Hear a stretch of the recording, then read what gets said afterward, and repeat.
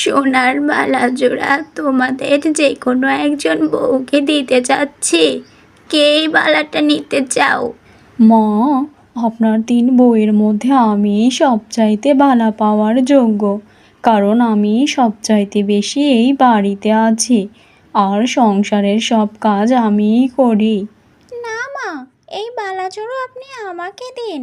আমি এই সংসারে নতুন এসেছি, আর বালাজোড়ো আমার হাতে খুব সুন্দর মানাবে।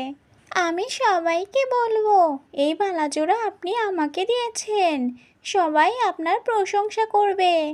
মেজ বউ, তোমার কি কিছু বলার আছে?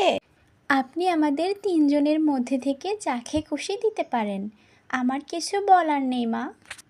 এই তো দেখি মহা ঝামেলায় পড়লাম আমি।